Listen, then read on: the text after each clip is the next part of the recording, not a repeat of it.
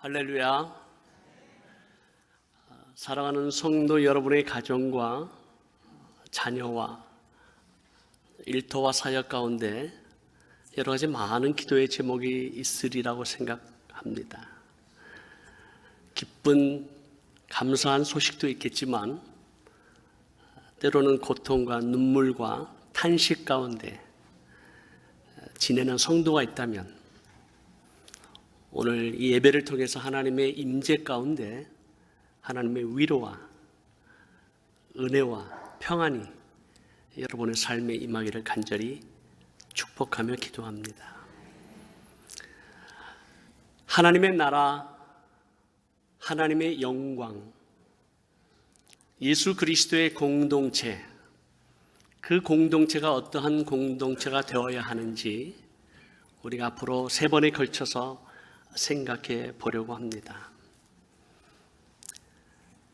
어떠한 분이 저에게 오셔서 물어보기를 하나님의 영광이 무엇입니까?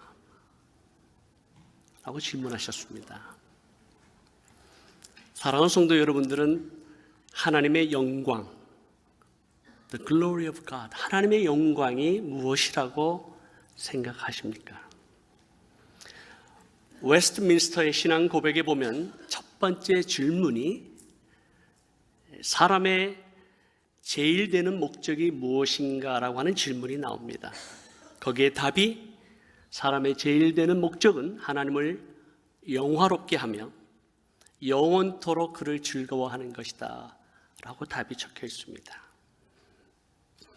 하나님의 영광, 그 영광이라고 하는 단어는 히브리 말로 카보드라고 하는, 또 헬라 언어로는 도사라고 하는 단어입니다. 그 단어의 원래의 뜻은 weight, 무게라고 하는 뜻입니다. 이 무게라고 하는 의미가 어떤 의미인지 성경에서 설명하기를 하나님의 나타나시는 분명한 증거가 하나님의 영광이다. 다시 말하면, 영어로 말하면 external manifestation of His being, 하나님의 존재가 밖으로 드러나는 것, 이것이 영광이라고 말합니다. 하나님의 존재가 이 땅 가운데, 열방 가운데, 우리의 삶 가운데 드러나는 것, 이것이 영광입니다. 하나님께 영광을 돌린다는 의미는 우리의 삶의 존재 가운데 역사하신 하나님을 인정하고 하나님께만 찬양과 경배와 감사를 올려드린다는 의미가 됩니다. 좀 더 쉽게 표현하자면 하나님의 영광을 하나님의 임재라고 표현할 수 있습니다. 저는 지난주에 하나님의 영광, 하나님의 나라의 영광과 존귀와 능력과 권세가 저와 여러분들, 하나님의 백성을 통해서 하나님의 나라가 세워지고 이 하나님의 나라가 온전하는 그날까지 의와 공도를 행하게 하려고 저희를 부르시고 선택하셨다고 하는 것을 말씀을 드렸습니다.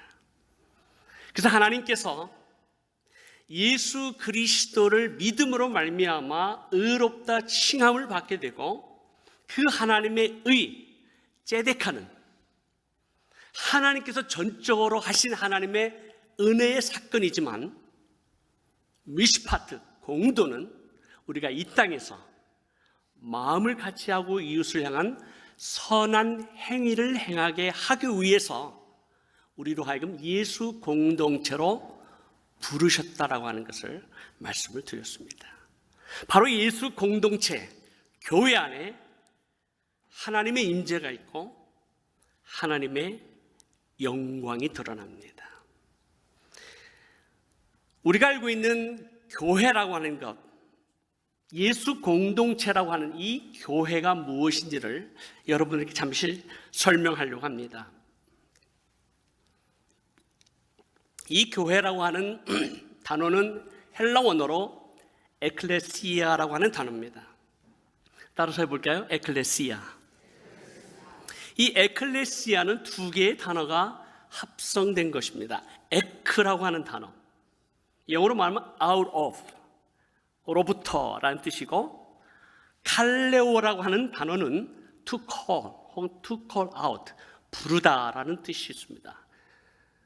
사실 에클레시아라고 하는 이 단어는 called out body 혹은 called out assembly, 부르심을 받은 공동체, 이것이 에클레시아, 교회라고 하는 단어입니다. 어디로부터 우리가 부름을 받았는가, 그리고 어디로 불러짐을 당했는가 라고 하는 표현을 본다면, 우리가 죄와 사망으로부터, 악으로부터, 세상으로부터, 세상의 가치관으로부터, 이 세상에 썩어지는 모든 부패한 것로부터 의와 생명과 진리와 하나님의 나라로, 빛의 나라로, 생명의 나라로 부르심을 받은 예수 공동체가 바로 에클레시아, 교회입니다. 그렇기 때문에 교회라고 하는 것은 예수 그리스도의 거룩한 몸입니다. 이 세상의 어떠한 가치관 혹은 철학이나 이념이나 물질주의나 황금 만능주의나 혹은 쾌락주의나 이기주의로부터 하나님의 영광과 능력과 권세와 그 하나님의 임재가 나타나도록 부르심을 받은 하나님의 거룩한 무리들, 교회입니다. 이 교회를 성경에서는 세 가지로 표현을 하고 있는데, 예수 그리스도가 머리가 되는 우주적 교회로서 월드와이드 처치가 있습니다. 다시 말하면 이 지구상 가운데 예수 그리스도를 나의 주 나의 하나님으로 고백하고 믿는 모든 성도들의 모임이 교회입니다. 동시에 두 번째 의미의 교회는 리지널 처치가 있습니다. 예를 들어서 산호세에 있는 많은 교회가 있지만 산호세 지역에 있는 교회를 향해서 산호세 처치라고 했을 때 이 지역에 살고 있는 예수 그리스도를 믿는 성도들의 공동체, 교회입니다. 그리고 마지막으로 우리가 알고 있듯이 새누리교회, 로컬 처치, 혹은 빌립보 교회, 고린도 교회, 어느 특정한 지역의 예수 그리스도를 믿는 성도들의 모임, 때로는 가정교회가 될 수도 있겠죠. 이런 교회의 모습이 로컬 처치다라고 말합니다. 그것이 우주적 교회이든 리저널 처치이든 혹은 로컬 처치든 예수 그리스도가 중심으로 하나 되어 하나님의 영광을 드러내도록, 하나님의 임재가 나타나도록 세상으로부터 부르심을 받은 거룩한 성도들의 모임, 이것이 교회입니다.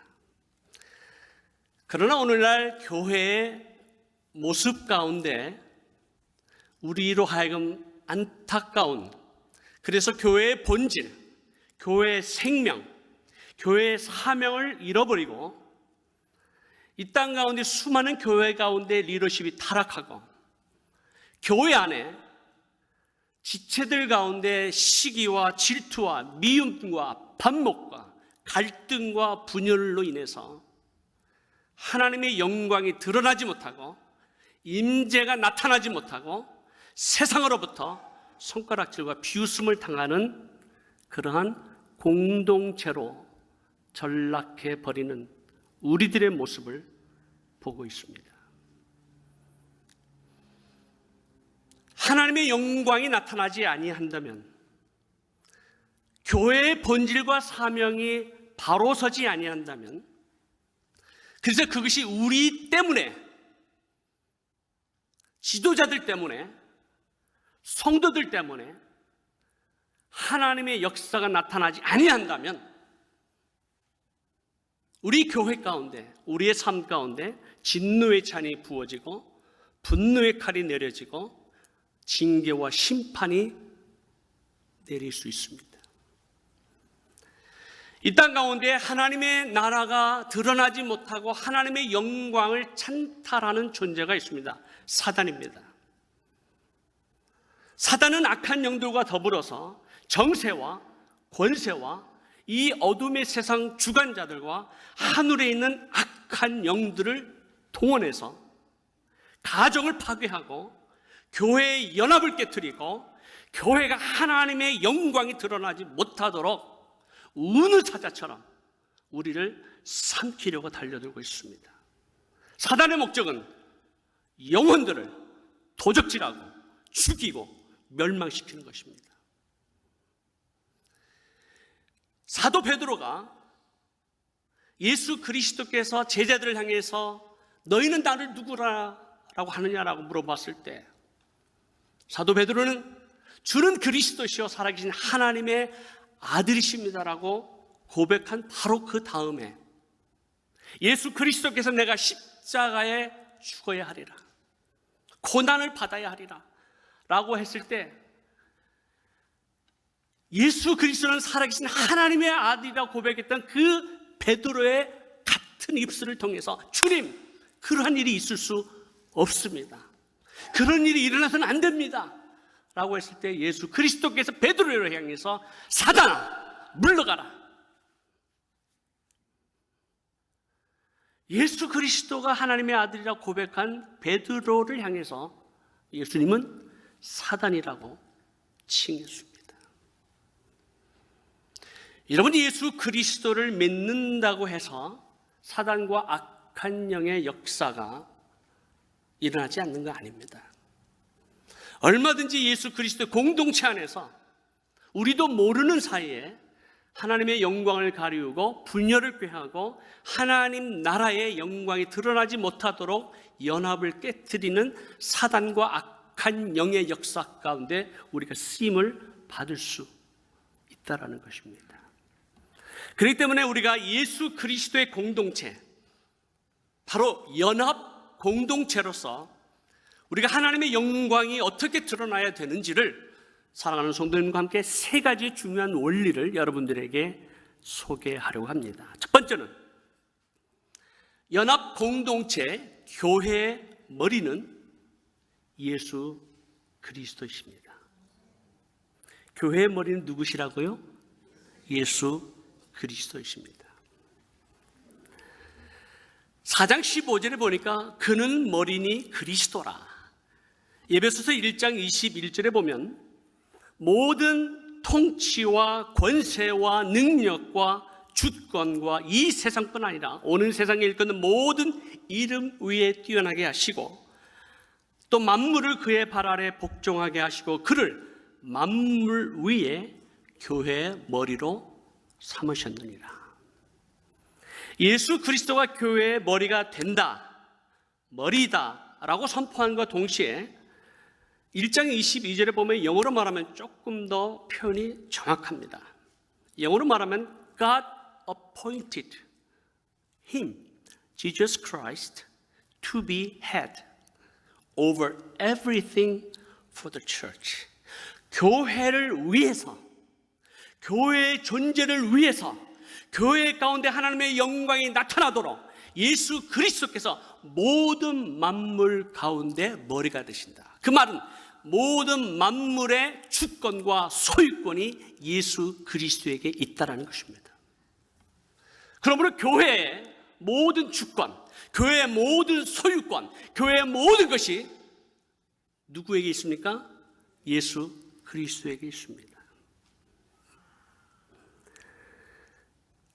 저희 가정이 92년도에 선교사로 파송을 받고 94년도에 러시아 칼미키아 공화국에서 복음을 전하고 교회를 개척했습니다.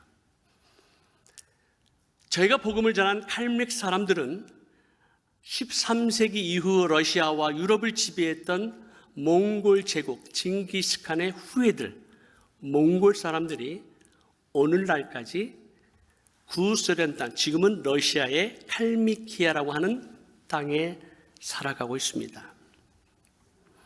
그들은 라마 불교를 믿는 몽골 사람으로서 몽골 제국이 무너지면서 자신의 땅으로 돌아가지 아니하고 그 땅에 13세기 이후 약 700년이 넘도록 목축업을 통해서 살아가는 가난한 몽골 사람들에게 저희들로 하여금 복음을 전하게 하셨습니다. 그 땅은 남한만한 땅덩어리지만 약 16만 명밖에 살지 않기 때문에 대부분 쓸모없는 땅이고 소금 땅이요, 카스피해가 잠겼던 땅이기 때문에 농사가 되지 않습니다.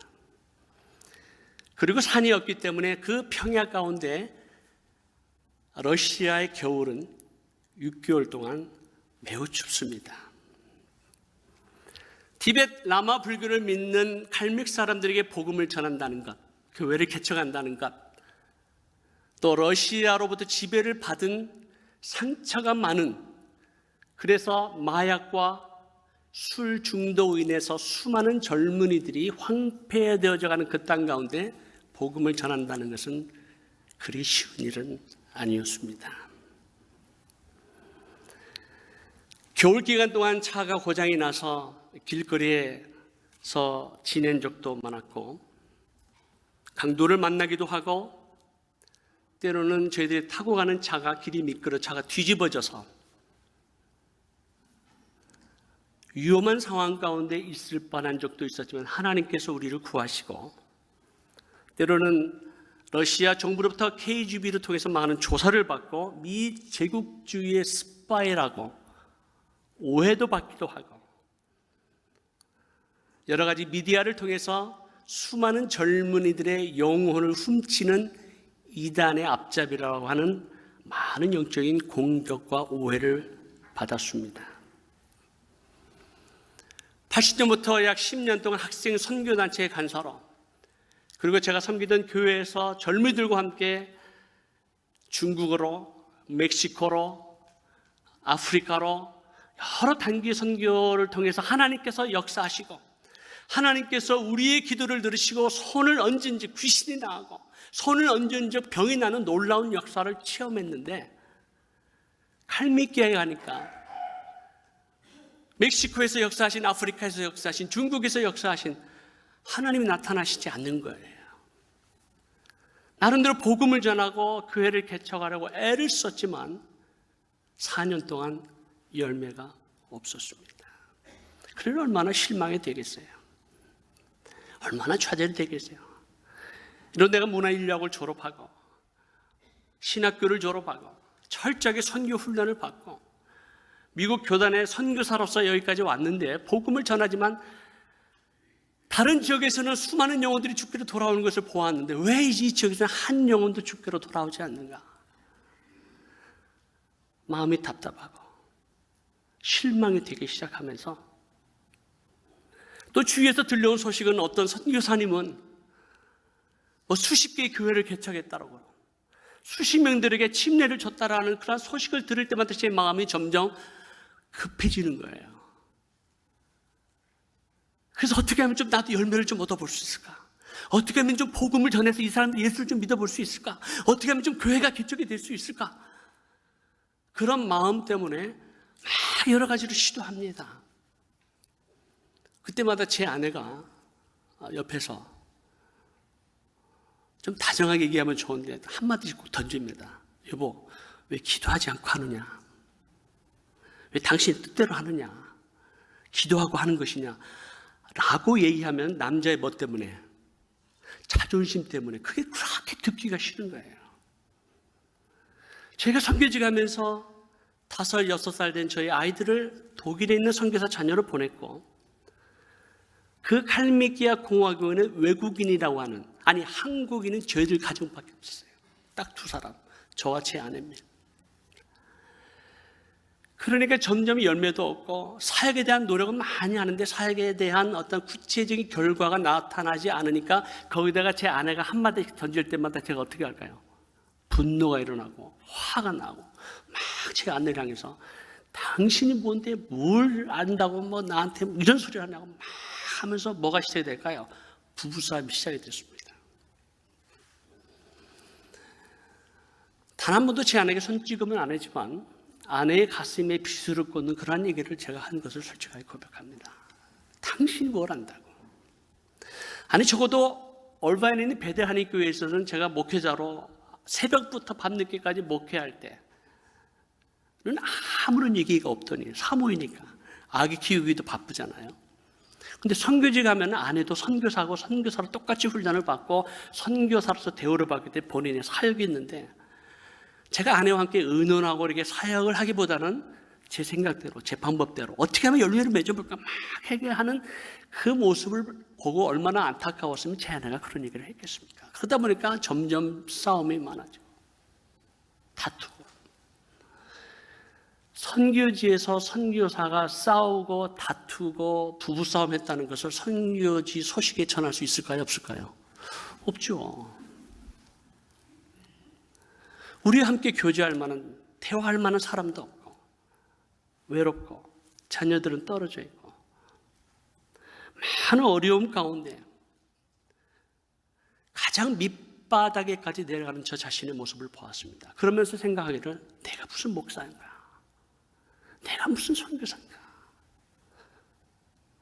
이런 모습으로 하나님 앞에 과연 내가 드려질 수 있겠는가에 대한 회의가 들어오고 심지어는 마지막 부부싸움 하는 날 제 아내가 짐을 싸고 저에게 말하기를 당신 혼자 선교하라고 그리고 나는 그 다음 날 미국으로 돌아가겠다 라는 그러한 일까지 있었습니다.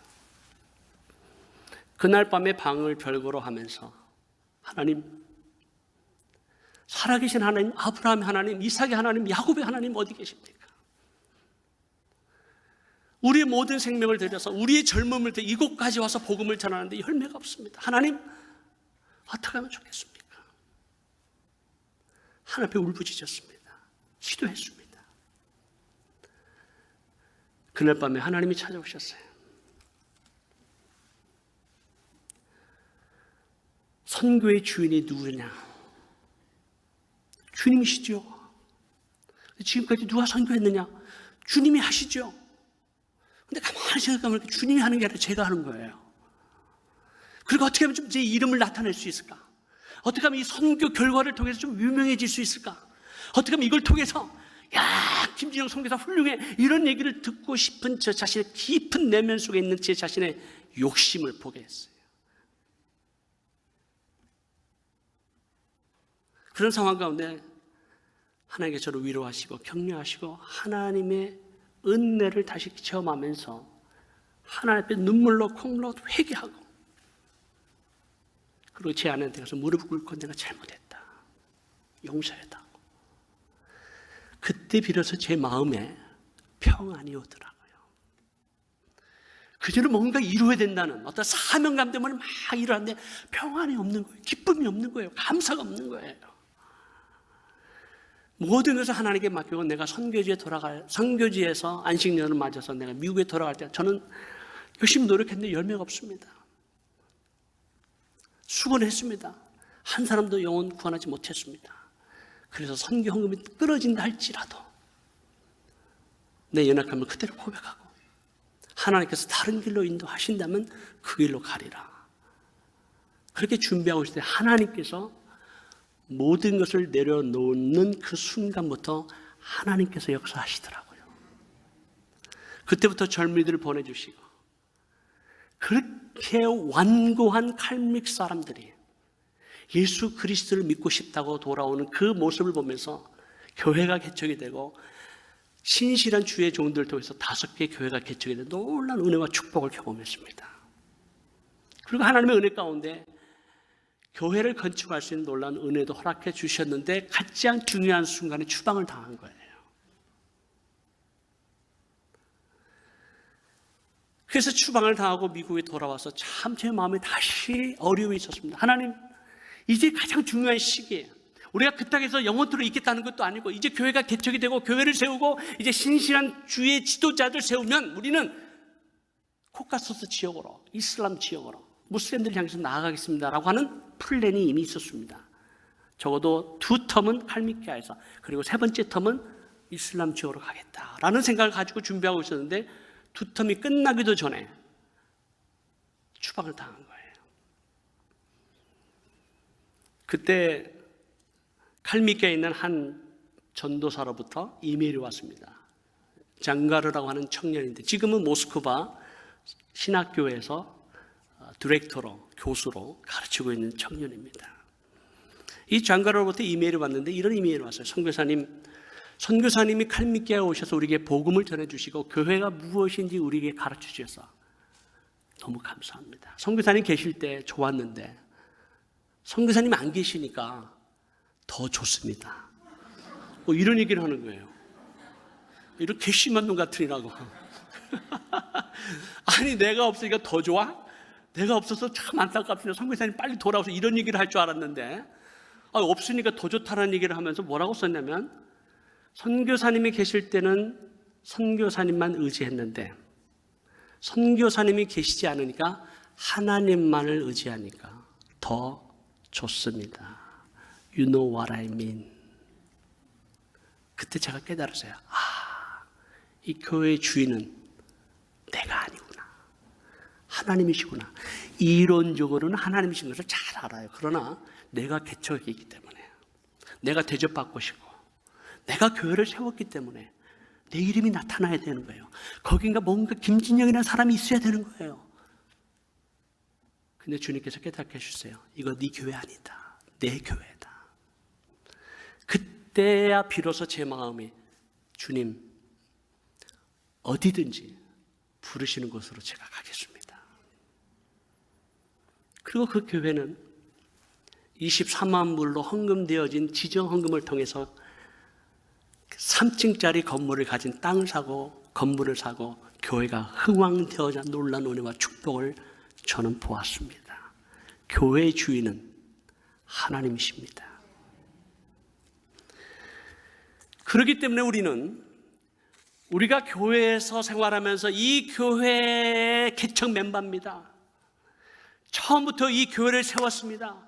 이 교회 건물을 지어서 내가 헌금을 드렸습니다. 내가 처음부터 이 교회를 여러 가지 수고하고 애쓰고 한 그 모든 것 우리 하나님 아십니다. 인정하십니다. 그러나 주인은 예수 그리스도십니다. 이것을 우리가 철저하게 인정하지 않으면 우리의 삶 가운데 예수 그리스도 우리의 삶의 주인인 것과 예수 공동체, 교회의 머리가 되신 예수 그리스도가 주권을 갖고 있다라는 것을 인정하지 아니하면 우리는 끊임없이 인정받고 싶은, 대접받고 싶은, 누구로부터 칭찬받고 싶은 욕심이, 죄가 우리 가운데 얼마든지 들어올 수 있다는 거예요. 두 번째는 연합 공동체는 하나됨을 힘써 지켜야 합니다. 에베소 4장 2절 3절에 보니까 모든 겸손과 온유하고 오래 참음으로 사랑 가운데서 서로 용납하고 평안에 매는 줄로 성령이 하나 되게 하신 것을 힘써 지키라. 힘써 지키란 말은 온 몸과 정성과 뜻을 모아서 불타는 열정으로 그 예수 그리스도께서 성령 안에서 예수 공동체 안에서 교회 안에서 하나 되게 하신 것을 우리가 하나 될 수 없어요. 하나님께서 하셨어요.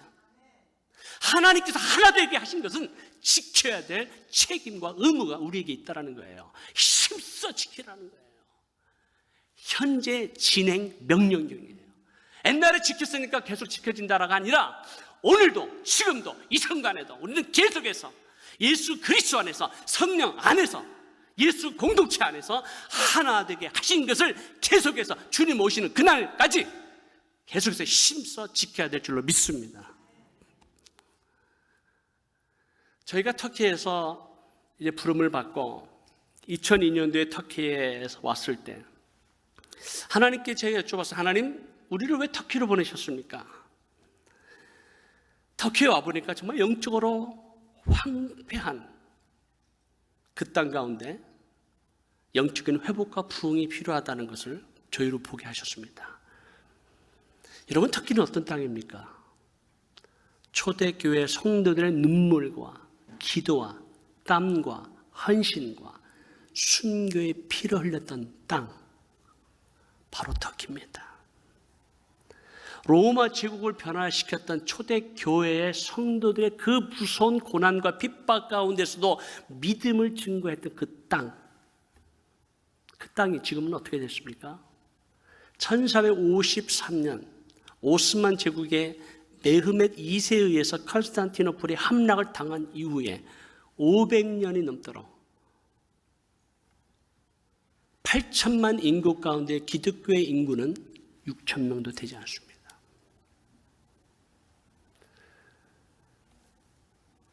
선교 역사 기록 가운데 보면 이 땅 가운데 가장 복음화가 안 된 국가 넘버 1이 비율로 볼 때 터키입니다. 0.0017%예요. 사우디아라비아보다도 예멘보다도 이란보다도 우리가 흔히 알고 있는 이슬람 국가보다도 터키는 복음화율이 가장 낮은 국가입니다. 그럼 터키가 이슬람 국가인가? 아니요. 자유민주주의 국가입니다. 1,500명의 선교사들이 있습니다. 교회가 있습니다. 라디오와 TV를 통해서 24시간 복음을 전파할 수 있습니다. 길거리 가서 성경책 나눠줄 수 있습니다. 허락을 받으면. 교회도 있습니다. 그럼에도 불구하고 이 영적으로 황폐한 이 땅이 어떻게 되었는가? 어떻게 회복될 수 있겠는가? 어떻게 복음을 전하고 교회를 개척할 수 있겠는가? 그때 하나님께서 저희 선교사들에게 주신 마음은 두 가지 단어였습니다. 연합, 기도였습니다. 선교사들부터 먼저 연합해라. 여러분, 교단이 다르고 단체가 다르다 보니까 선교사들끼리 시기와 질투와 반목으로 경쟁으로 인해서 하나 되지 못한 우리의 현실을 포기하셨어요. 그리스도 안에서 하나 된 것을 힘써 지키지 못하는 선교사들의 추악한 모습으로 인해서 하나님께서 이 땅 가운데 역사하시지 않는다라고 하는 그러한 깨달음을 주셨기 때문에 우리가 그리스도 안에서 하나됨을 힘써 지킵시다. 그리고 기도하십시다. 우리가 성도들에게, 교회들에게 기도해달라고 부탁하기 전에 우리부터 겸허하게 무릎을 꿇고 하나님 앞에 하나님의 긍휼하심을 구하며 이 땅의 백성들을 위해서 울부짖으며 기도하십시다. 그래서 시작한 것이 연합 기도 운동이었습니다. 2007년부터 선교사들, 한국 선교사들만 아니라 외국인 선교사들, 그리고 터키 교회 지도자들을 만나면서 함께 연합을 이루어 나가는 그 과정이 얼마나 어려운지요. 얼마나 어려운지. 선교사들 가운데 먼저 온 선교사들의 기득권이라는 게 참 무섭고요. 교단의 벽이 얼마나 무서운지, 선후배 관계의 그 질서가 얼마나 무서운지, 우리가 그리스도 안에서 하나 된 것은 이론이지만 실제적인 면에서 하나됨을 이루어 간다라고 하는 것, 연합을 이룬다고 하는 것 결코 쉬운 일은 아니었습니다. 모든 1,500명 선교사가 다 함께 유니폼을 입고 같은 생각을 가지고 같은 마음을 가지고 나가야 된다는 말은 결코 아닙니다. 그러나 우리가 그 땅으로 부르신 하나님의 목적, 하나님의 나라, 복음을 전하고 교회를 개척하는 공동적인 하나님의 목적을 향해서 우리가 나아간다면 비록 신학은 좀 다를 수 있어요. 교단은 다를 수 있어요. 선교단체의 소속은 다를 수 있어요. 그러나 예수 그리스도 안에서 우리가 서로의 다른 것을 인정하고 축복할 수 있어야 되지 않겠는가. 근데 한국 분들이 얘기하시는 거 보면은 자꾸 틀리다라고 얘기를 하는 거예요. No, we are different. 다른 거예요. 다른 것을 자꾸 틀리다라고 얘기를 하더라고요. 나는 맞고 당신이 틀리다는 얘기겠죠. 우리의 방법이 맞고 당신의 방법이 다 틀리다는 거예요. 너 다른 거예요. 여러 가지 방법을 통해서, 창조적인 방법을 통해서 다양한 방법으로 다양하게 역사하시는 하나님의 그 높고 넓고 깊은 그 하나님의 성령의 역사를 우리가 어찌 다 가늠할 수 있겠어요?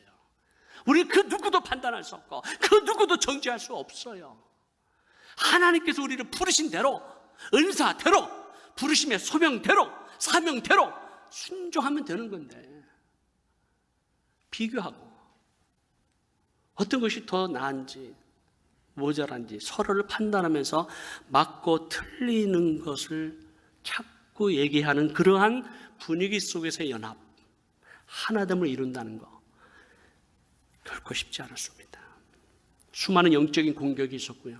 방해가 있었고요.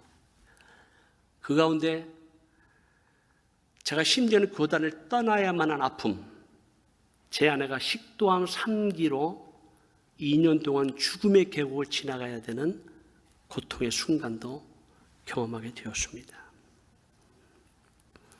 그러나 하나님께서 우리의 결단을 보시고 조그마한 저희들의 헌신을 긍휼히 여기셔서 하나님께서 그 땅 가운데 연합기도운동을 일으키기 시작하셨습니다. 터키 곳곳에 있는 도시마다 기도가 시작이 되고 선교사들이 모여서 같이 기도하기 시작하고 우리가 그리스도 안에서 하나됨을 힘써 지키려고 노력하는 그 하나님의 은혜, 하나님의 역사를 통해서 하나님께서 터키 땅 가운데 영적인 브레이크스루, 이 돌파를 이루시고 이 터키 땅 가운데 영적인 기후가 변하고 하나님의 놀라운 역사를 우리로 하여금 보게 하셨습니다. 거기에 대한 구체적인 내용은 마지막 때 제가 얘기하겠습니다. 여러분, 교회 안에 여러 가지 많은 갈등들이 있습니다. 어려움이 있습니다. 교회가 부흥하기 시작하고요.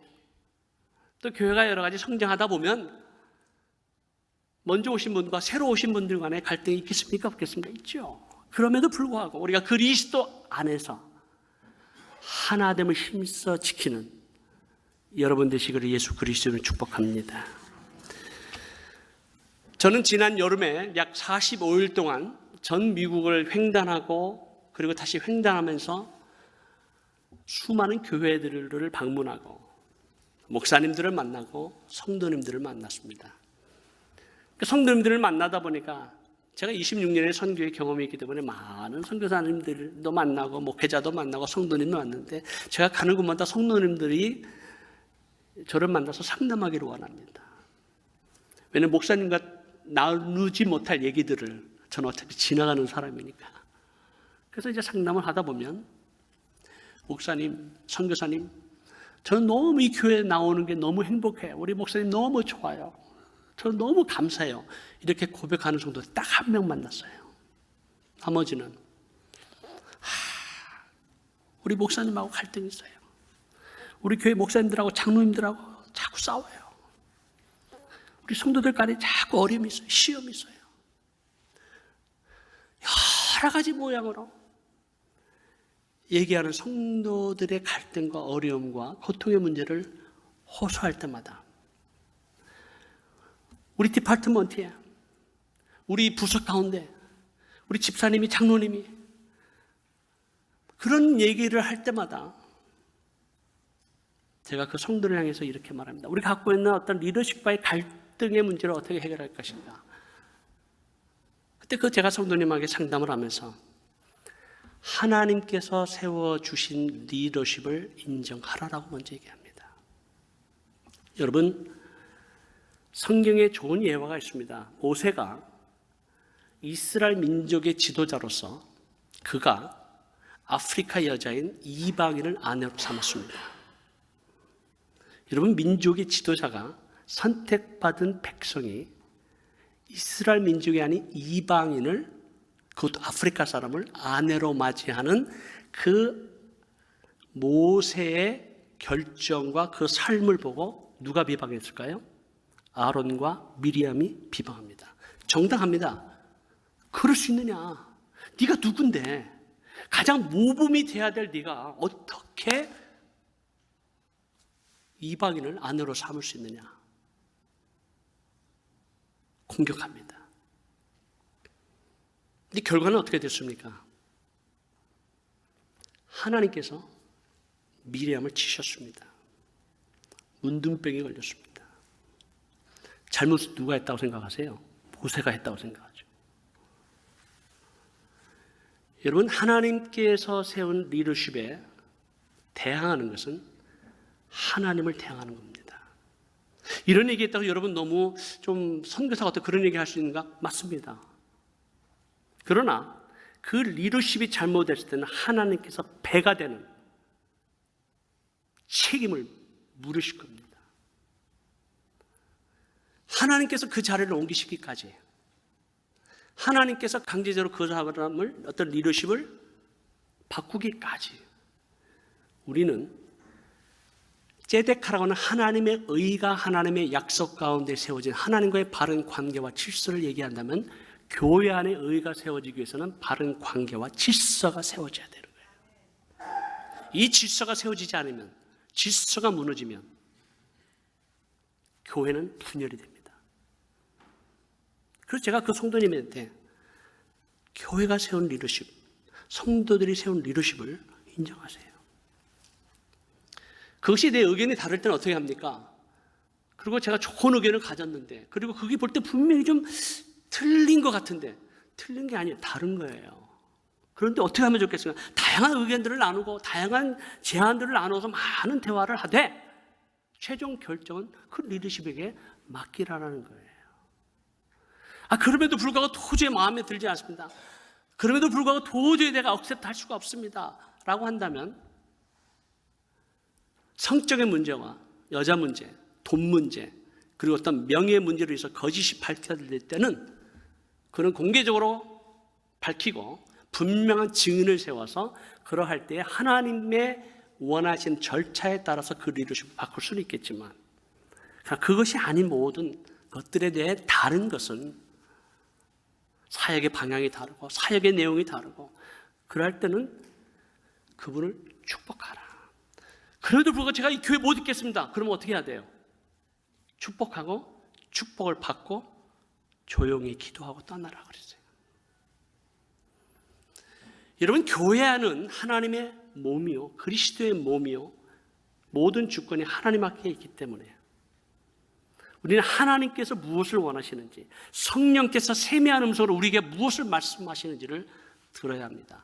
여러분, 예수 그리스도께서 십자가에 달리시기 전에 기도하신 가장 긴 기도의 문이 요한복음 17장에 적혀 있습니다. 요한복음 17장에 보면 우리 주님께서 기도하십니다. 세 가지 내용이 나오는데, 첫 번째 내용은 하나님 아버지요, 아버지와 아들이 하나인 것처럼 아들이 아버지를 영화롭게 했기에 아버지가 이 아들을 영화롭게 해 주옵소서. 아들의 존재를 나타내 달라는 거예요. 그래서 하나됨을 위해서 축복하고 기도하고, 둘째는 하나님 아버지께서 주신 이 12 제자의 하나됨을 위해서 기도하세요. 이들로 하여금 하나 되게 하시 주십시오. 그리고 세 번째는 이 제자들을 통해서 이 땅 가운데 예수 그리스도를 믿는 모든 성도들의 하나됨을 위해서 기도하세요. 저들로 하나 되게 하셔서 세상 사람들이 아버지께서 나를 보내신 것을 믿게 하옵소서. 저들로 하여금 하나 되게 하셔서 세상 사람들이 아버지의 사랑을 경험하게 해 주옵소서. 아버지와 세상 사람들이 저들로 하여금 하나 되게 하셔서 하나님의 영광을 보게 해 주옵소서. 이 세상 사람들이 보이지 않는 하나님을 어떻게 바라보고 어떻게 인정하고 어떻게 볼 수 있겠습니까? 하나님의 나라의 영광을 어떻게 체험할 수 있겠습니까? 하나님 아버지의 사랑을 어떻게 경험할 수 있겠습니까? 우리의 하나됨이라고 하는 거예요. 우리의 하나됨을 통해서 예수 그리스도가 하나님 아버지께서 보내신 메시아인 것을 세상 사람들이 아는 거예요. 우리의 하나됨을 통해서 아버지의 사랑을 그들은 알 수 있어요. 우리의 하나됨을 통해서 하나님의 영광을 볼 수 있는 거예요. 이 하나됨을 끊임없이 분열시키고 무너뜨리려고 하는 이 사단의 공격과 악한 영의 괴계에 속아 넘어가지 말라는 거예요. 우리가 하나님을 힘써 지킬 때 세상 사람들이 예수 공동체로 돌아올 줄로 믿습니다. 세 번째는 예수 공동체는 성령께서 주신 은사를 사용해야 합니다. 4장 11절에 보니까 어떤 사람에게 사도로, 선지자로, 복음 전하는 자로, 목사와 교사를 주셨는데 12절에 보니까 이는 성도를 온전케 하여 봉사의 일을 하게 하며 그리스도의 몸을 세우려 합니다. 여러분, 하나님께서 이 교회라고 하는 이 공동체에 선물을 주셨어요. 각자 예수 그리스도를 믿는 모든 성도들에게 은사를 주셨습니다. 하나님의 영광이 나타나도록, 하나님의 영광의 충만함이 나타나도록 다양한 은사를 주셨는데, 어떤 에게는 사도로, 어떤 이에게는 복음 전환자로, 목사와 교사로, 선지자로 주셨는데 고린도전서 12장에 보니까 다양한 은사들이 나옵니다. 지혜와 지식과 믿음과 병 고치는 은사와 능력, 행함과 예언과 영 분별과 각종 방언과 방언 통역, 돕는 은사, 리더십 등 다양한 은사들을 주시고 심지어는 물질도 축복을 주셨어요. 그것도 은사예요. 모든 것을 주셨는데 그 목적이 뭐라고 그랬습니까? 성도를 온전케 하고 봉사의 일을 하게 하고 그리스도의 몸을 세우려 합니다. 여러분, 모든 은사와 재능과 물질은 누구의 것입니까? 대답해 보시죠. 하나님의 것입니까? 아멘이십니까? 그럼 모든 은사와 재능과 물질을 하나님께서 주셨다면 무엇을 위해 사용해야 되겠습니까? 무엇을 위해 사용해야 합니까? 하나님의 영광과 그의 나라를 위해서 사용하셔야만 합니다. 만약에 교회에서 하나님께 주신 그 은사를 사용하지 않으면 어떻게 되겠습니까? 마태복음 25장에 달란트 비유에서 분명하게 우리에게 말씀하고 있습니다. 비유를 들어서 예수님께서 말씀하셨는데 주인이 그 밑에 있는 수하의 종들을 불러서 재능대로 5달란트와 2달란트와 1달란트를 주고 맡기고 그리고 오랜 세월이 지난 후에 돌아와서 결산하는 비유를 잘 아실 것입니다. 5달란트와 2달란트를 받은 종은 열심히 노력해서 비즈니스를 한 거예요. 비즈니스를 해서 5달란트, 2달란트를 받아서 주인에게 드렸습니다. 그때 예수님께서 뭐라고 말씀하셨습니까? 착하고 충성된 종아, 네가 적은 일에 충성하였음에 내가 많은 것으로 네게 맡기리니 네 주인의 즐거움에 참여할지어다. 칭찬을 똑같이 받았습니다. 5달란트 받으나 2달란트 받으나 1달란트 받으나 자기의 최선을 다해서 모든 것을 하나님 앞에 다시 선한 청지기로 드릴 때 하나님께서 장차오는 그 하나님의 나라에서 기업에서 우리에게 주실 땅, 상급, 면류관을 더 많은 것을 주시겠다고 약속하셨습니다. 이 세상에 잠시의 우리의 섬김이 하나님 나라의 영원한 것을 결정합니다. 1달란트 받은 종이 이렇게 말합니다. 당신은 굳은 사람이라 심지 않은 데서 거두고 해치지 않은 데서 모으는 줄 내가 알므로 두려워하여 당신의 달란트를 땅에 감추어 두었나이다. 보소서 당신의 것을 가지셔서. 이 1달란트 가진 종은 그 주인이 누군지를 잘 알고 있었습니다. 더 나아가 이것이 주인의 것인 것도 알고 있었고, 그리고 이 주인이 없는 것을 있게 하시고 불가능한 것을 가능케 하시는 능력의 주인인 것도 알았습니다. 해치지 않는 데서 모으고 심지 않는 데서 거두는 주인이십니다. 능력자예요. 그래서 그 1달란트 그대로 주인에게 가져왔을 때 우리 주님께서 뭐라고 말씀하셨습니까? 아니, 오히려 주님, 이 내용은 어떤 의미냐면, 주님, 나에게는 왜 1달란트만 주십니까? 저는 가진 것이 없습니다. 능력도 없습니다. 은사도 없습니다. 주님한테 블레임하고 있는 거예요. 지금 핑계하고 있는 거예요. 그때 이 종을 향해서 우리 주님은 악하고 게으른 종아, 무익한 종아, 바깥 어두운 데 내쫓아 거기서 슬피 울며 이를 갈리라. 여러분, 예수 그리스도의 공동체 안 하나님께서 모든 사람들에게, 예수 그리스도를 주로 고백하는 모든 사람들에게 은사를 주셨습니다. 한 가지 이상 다 주셨어요. 그 은사를 사용하지 아니하면 밖에 버리와 슬피 울며 이를 가는 그날이 올 수도 있습니다. 성경의 말씀은 1.1도 틀리지 아니하고 우리의 삶 가운데 적용되는 하나님의 말씀, 로고스가 레마도 받아들여지면 우리 이 말씀 앞에 심각하게 생각을 해야 됩니다. 여러분, 교회 안에 하나님의 나라에 대해서, 봉사에 대해서, 교회 전파, 복음 전파에 대해서, 선교사에서 전혀 관심이 없는 성도들이 있을 수 있습니다. 아니, 교회에 그저 철치 고호로 뒷자리에 앉아서 조용히 그냥 예배만 드리고 가는 분도 있을 수 있습니다. 그 이유에 어쨌든 간에 어떤 마음의 상처가 있는지, 어떤 시험을 받아서 그런지, 어떤 형제와 자매가 싫어서 그러는지, 어떤 몸된 교회 안에서 여러 가지 이유로 안 할 수 있어요.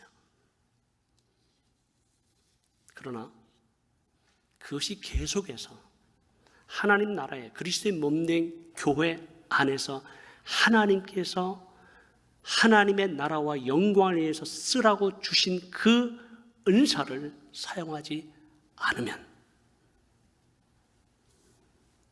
언젠가 주님 앞에 악하고 게으른 종, 무익한 종으로 책망을 받을 수 있습니다. 사랑하는 성도 여러분, 우리는 이 실리콘밸리 지역에 살고 있습니다. 권력을 가진 자를 두려워할 것도 없고 많은 부를 가지고 있는 자를 우리가 부러워할 것도 없습니다. 언젠가 하나님의 심판의 날이 올 때, 그 심판의 날이 올 때 하나님께서 이 땅 가운데 행하신 모든 것을 이미 성경에서 우리에게 보여주셨다면 우리는 예수 그리스도의 공동체로서 어떻게 살아야 될지를 지혜롭게 판단하시고 결단하시고 순종하실 주님의 이름을 축복합니다. 결론을 내립니다. 예수 그리스도의 연합 공동체, 머리는 예수 그리스도이십니다. 우리가 성령 안에서 하나됨을 힘써 지키고 하나님께서 주신 은사들을 하나님의 나라를 위해서, 복음을 위해서, 열방을 위해서 사용하시는 여러분 되시기를 주님의 이름으로 축원합니다. 기도하겠습니다. 하나님 아버지, 감사합니다.